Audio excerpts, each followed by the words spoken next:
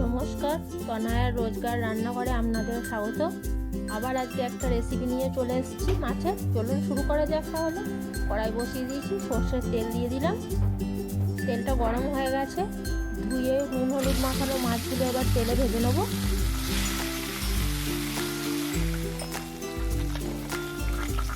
খুব হালকাভাবে ভেজে নেব, খুব বেশি কড়া করে ভাজবো না। ভাজা হয়ে গেছে, এবার মাছগুলো তুলে নেব। ওই মাছ ভাজার তেলে কালো জিরে ফোড়ন দিয়ে দিলাম, চেরা কাঁচা লঙ্কা দিয়ে দিলাম, কেটে রাখা টমেটো,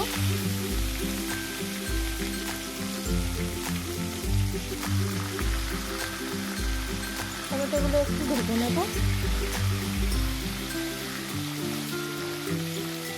টমেটোগুলো একটু ভাজা ভাজা হয়ে গেলে আমি একটা পেস্ট তৈরি করে রেখেছি, সেটা দিয়ে দেবো।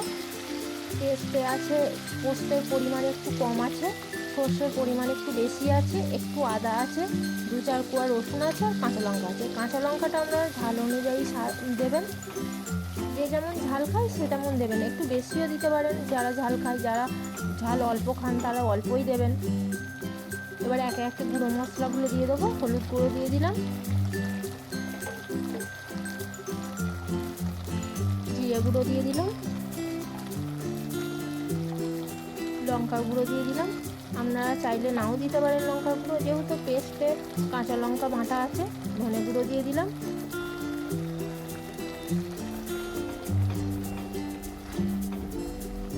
এবার মশলাগুলো ভালো করে মিশিয়ে নেব।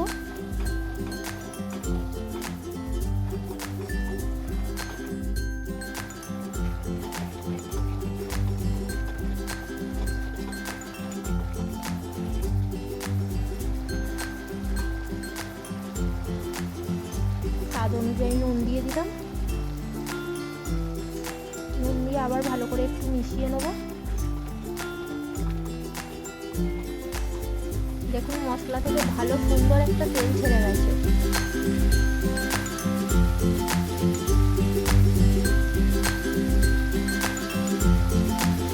এবার সামান্য জল দিয়ে দেবো।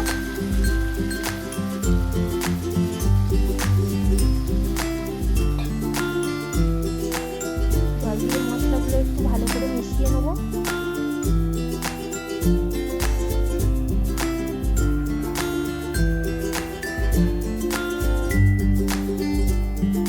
এবারে একটা চাপা দিয়ে দেবো।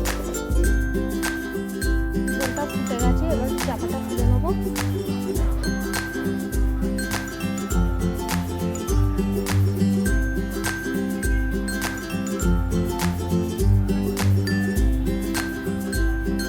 ঝোলের মধ্যে ভেজে রাখা মাছগুলো দিয়ে দেবো।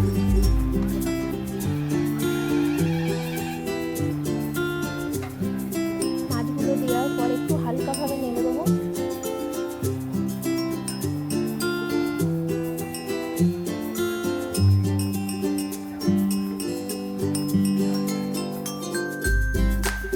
দেখুন ঝোলটা অনেকটা কমে এসেছে।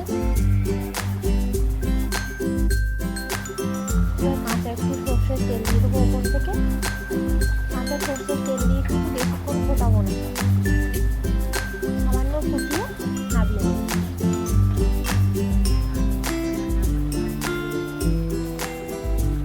হয়ে গেছে, নামিয়ে নিলাম। অন্যদিন আবার একটা রেসিপি নিয়ে আসবো।